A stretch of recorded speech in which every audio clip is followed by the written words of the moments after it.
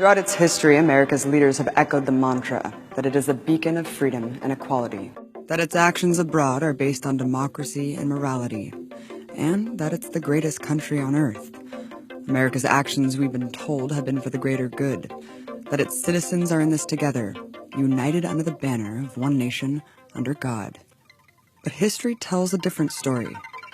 When we think of empire, we think of ruthless civilizations like Rome, where an emperor class reigns supreme over the masses, brazenly conquering and enslaving their neighbors. But these feudal remnants linger still today, and despite the trappings, the core system of empire remains. As colonialism advanced, empires swallowed up the last indigenous lands.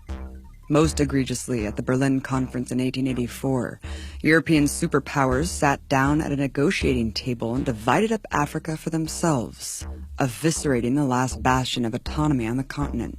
But as empires expanded, their appetite grew bigger than the planet.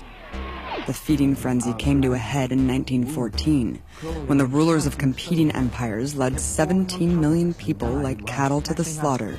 In the midst of the global massacre, empires continued to redraw the world for themselves.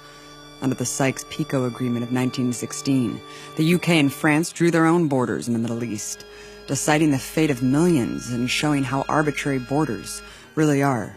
Their unquenchable thirst for power and profit led the empires to clash again barely 20 years later, with unspeakable horrors claiming the lives of 60 million human beings, culminating with the most catastrophic weapon the world has ever seen.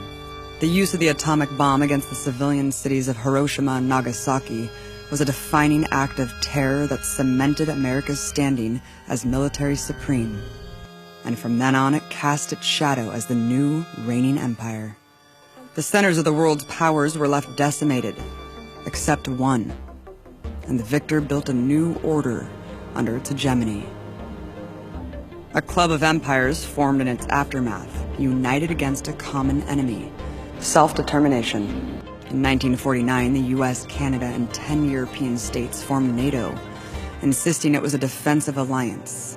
Yet NATO has carried out a strategy of containment through countless wars of aggression. For Saddam Hussein, possession of the world's most deadly weapons is the ultimate trump card, the one he must hold to fulfill his ambition.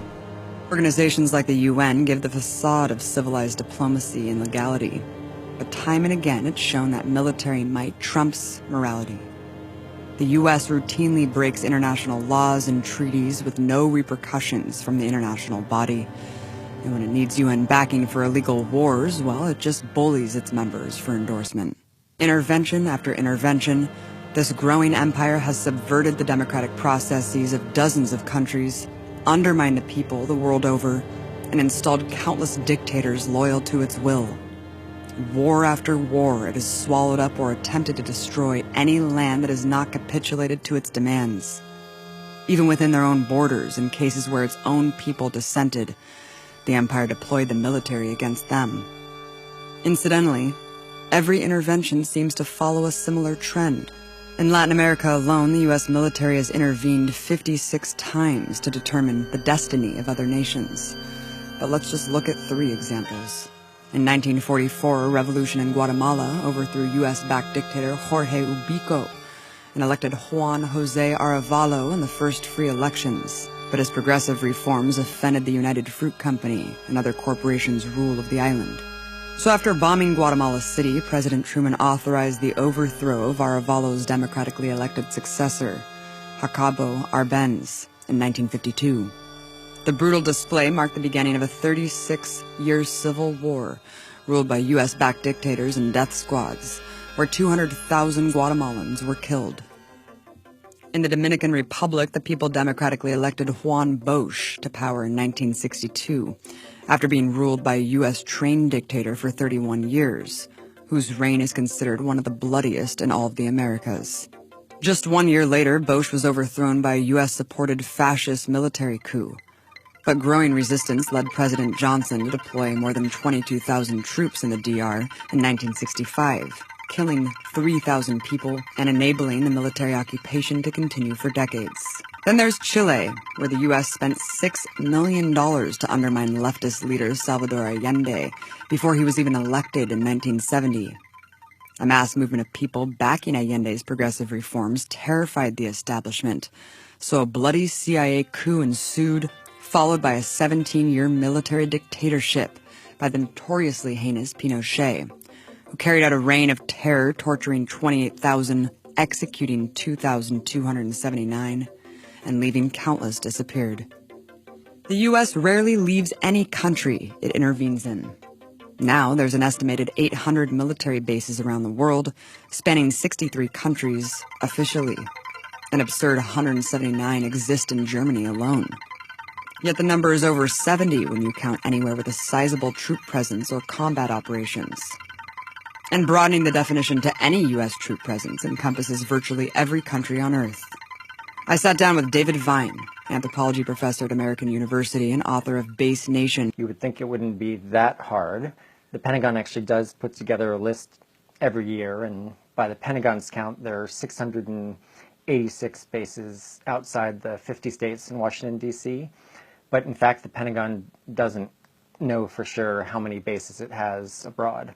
Because increasingly, lily pads, these bases that are also referred to as cooperative security locations, are increasingly popular among military leaders and military officials, Pentagon officials more broadly. And they are specifically designed often to obscure the presence of the United States in countries that, where if it was known that the United States base was present, they would face wide opposition. So they're a troubling development in my mind because often lily pads are portrayed as very small, just a lily pad.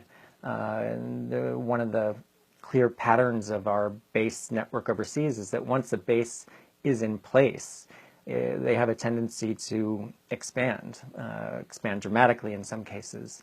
So a base that might be portrayed as small and quite limited in a matter of years or decades can become a billion-dollar base. The Americans are told, as you just mentioned, that these bases are needed to protect our national security interests. You argue the opposite is true in your book through extensive research. Why? I think it's a claim that has been made since the beginning of the Cold War, and the entire strategy is, in my mind, an outdated one. People have not been forced to defend the argument that these bases overseas are necessary to defend the United States and to ensure global peace. These bases all too often are actually increasing military tensions. I think it's worth considering for people in the United States how we would feel with a foreign base on our soil or a single foreign base anywhere near the borders of the United States. You've made several case studies in your book just about the way militarism affects communities, not just the way it threatens U.S. national security and maybe American citizens, but all the cultures around the world that are being undermined by militaristic presence there.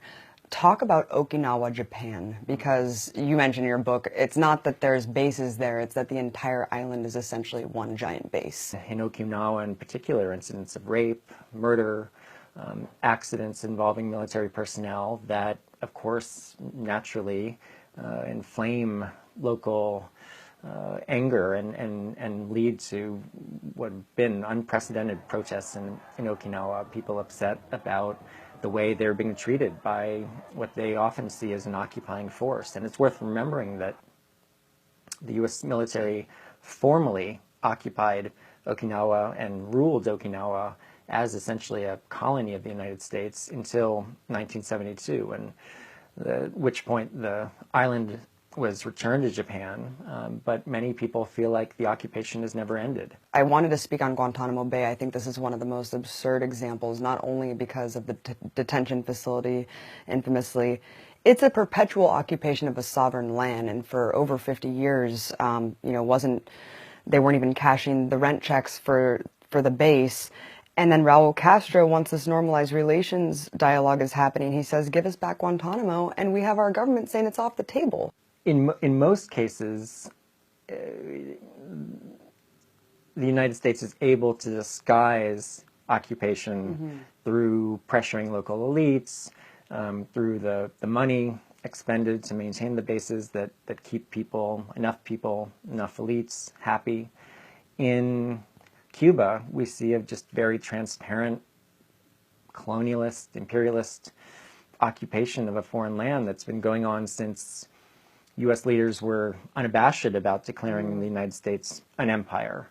The turn of the 19th to 20th century, there was great pride among U.S. leaders in developing a collection of colonies and effectively controlling countries like Cuba, even though they weren't formally part of the United States. And this policy has essentially remained in place and is another egregious example of how our bases are all too often fundamentally undemocratic and are in direct contradiction to I think the highest ideals of democracy that I think many of us in the United States would like to hold up. You also talk in your book extensively about the hypocrisy of this human rights rhetoric when it comes to U.S. cooperation with countries that are hosting U.S. bases. So often, U.S. leaders have trumpeted the bases as spreading democracy and a force for good and for democracy in the world, when there's also a clear preference that we see the U.S. military having for maintaining bases in undemocratic countries, in countries ruled by repressive regimes. So we see our bases all too often propping up these undemocratic, repressive, often violent regimes and actively suppressing pro-democracy movements. So that is certainly part of the explanation. Many of the undemocratic countries in which U.S. bases are located are found in the Persian Gulf. The U.S. has bases in every Persian Gulf country except Iran, and large numbers of bases, a growing infrastructure that has been expanding for the last 30 years. And of course, these bases are directly related to the presence of oil and natural gas supplies and the desire of U.S. leaders to dominate this strategically critical part of the world. Is this just the nature of empire? The economic forces in particular and the political forces have come to drive the empire. The U.S. public has little to say about how the U.S. operates around the world, the wars it launches.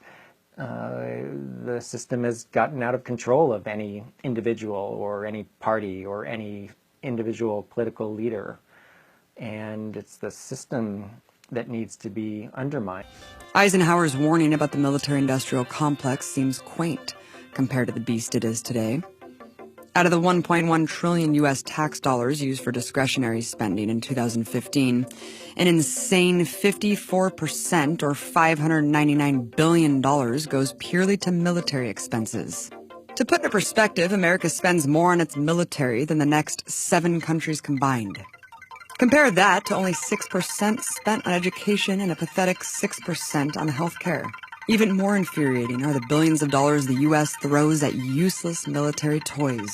For example, America just bought itself a sweet $13 billion warship to fight all of our upcoming ocean battles. What else could $13 billion pay for? Oh, just over 305,000 teachers' salaries, send over 1.5 million students to college for free, or house 1.3 million people, more than double the amount of homeless in America. Why is such an outrageous squandering of resources acceptable? Because the empire has also installed a propaganda arm to propagate a culture of fear and militarism. But even with the corporate media at its whim, people see through the lies. Ben Griffin, a former British Special Forces soldier, talks about the fantasies versus realities of war.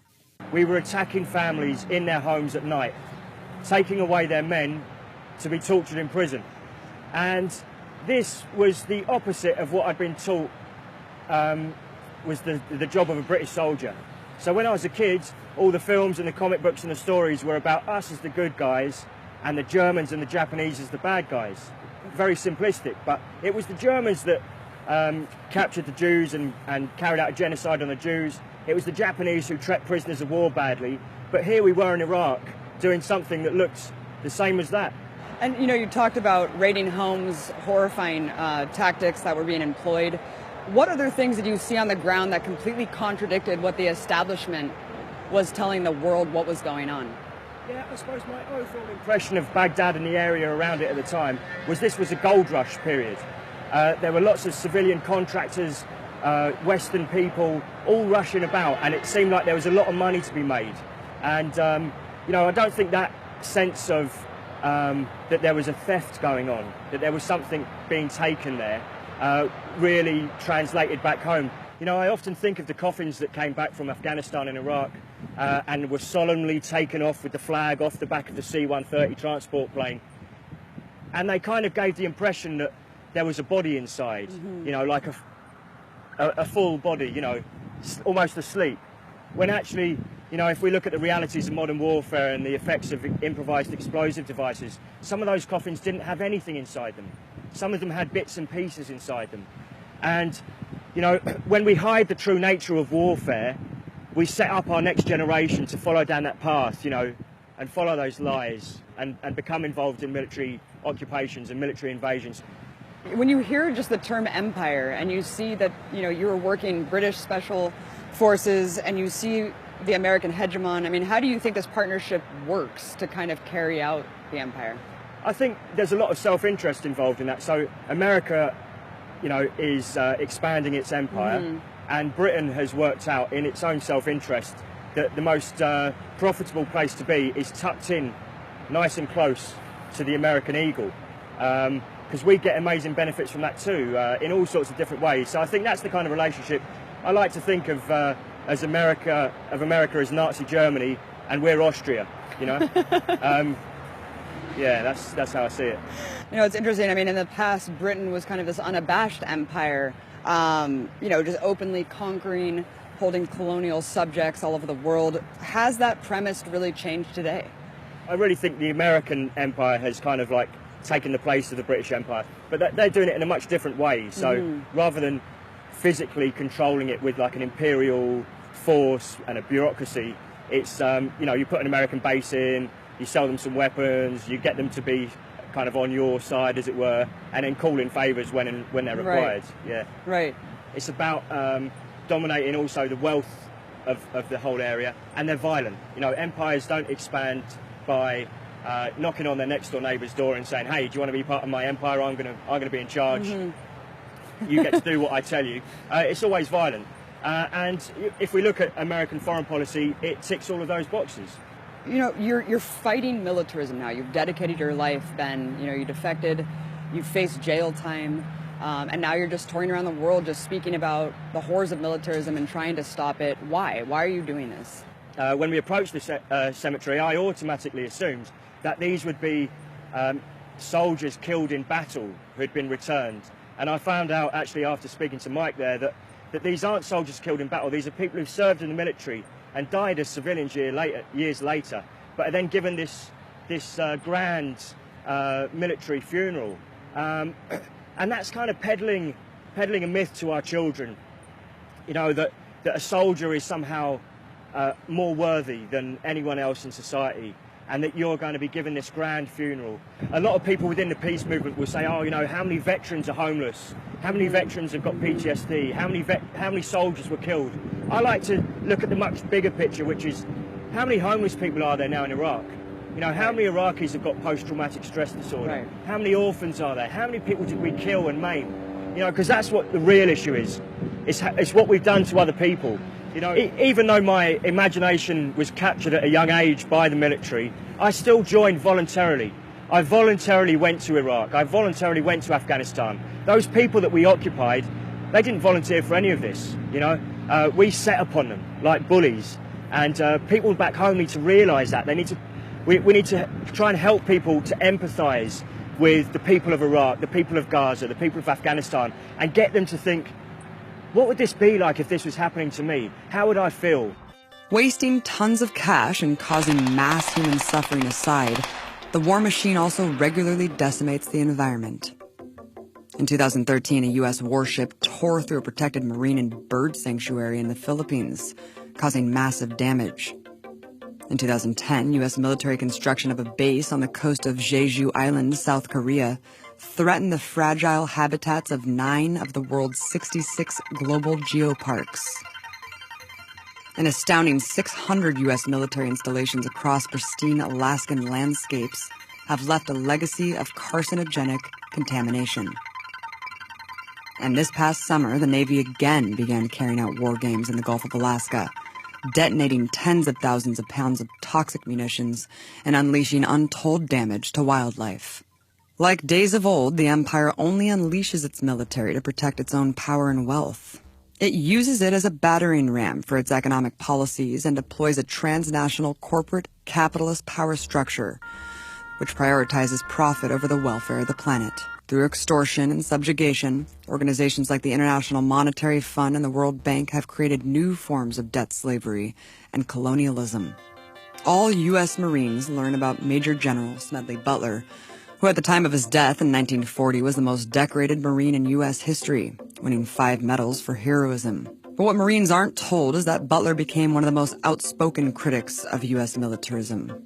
He said, "War is just a racket. A racket is best described, I believe, as something that is not what it seems to the majority of the people. Only a small inside group knows what it's about. It's conducted for the benefit of the very few at the expense of the masses." I served in all commissioned ranks from second lieutenant to major general, and during that period I spent most of my time being a high-class muscle man for big business, for Wall Street, and for the bankers. In short, I was a racketeer, a gangster for capitalism. I helped make Mexico safe for American oil interests in 1914. I helped make Haiti and Cuba a decent place for the National City Bank boys to collect revenues in. I helped in the raping of half a dozen Central American republics for the benefits of Wall Street. And I helped purify Nicaragua for the International Banking House of Brown Brothers. I brought light to the Dominican Republic for American sugar interests in 1916. In China, I helped to see it that Standard Oil went its way unmolested. 9/11 presented another golden opportunity for the Empire. It exploited fear and tragedy to pillage resources across the Middle East, its threat clear: conform to our rule or face destruction. At home, the Empire ensured a permanent war economy by institutionalizing the collusion between government and big business. In 2008, the Government Accountability Office found that a startling 52 of the biggest defense contractors employed over 2,400 former generals, senior executives, and officers. A whopping 70% of the top generals who retired between 2009 and 2011 stepped directly into positions in the defense industry. Lobbying for war is even more blatant. Of the top 10 corporate PAC donors in 2015, half were defense contractors and war profiteers. And what do you know? Turns out that the top 4 politicians with the most authority over defense spending are also the top 4 recipients of defense behemoth Lockheed Martin. The bedrock of America is the myth of democracy, that somehow empire will dismantle itself if the right leaders are elected. Then we can just go back to what the founding fathers intended this country to be. But America was founded on colonization, the extermination of an indigenous population, and the enslavement of an entire race, all of which laid the foundation to its rise to empire. At home, the empire rots. Economic warfare abounds. In the richest country in human history, millions sit in poverty. Militarized riot cops stalk with impunity. Racism entrenched. The surveillance state spies unhinged, and political opposition incessantly quashed. The system can't afford alternatives, and we've seen how far it will go, with no remorse. It's a machine that runs on death and destruction, killing thousands of our brothers and sisters every day. But every empire falls, and the history of empire is the history of resistance to it, where people have won time and again against impossible odds to defeat their subjugation. A world dominated by U.S. hegemony and the corporate power structure it serves is cracking. And our digital age provides the great ability to build empathy, consciousness, and global solidarity. Information is power. We need to fight to unmask the empire every day in order to stop it. And every file here is a tool that will arm us in battle. Abby Martin, logging out.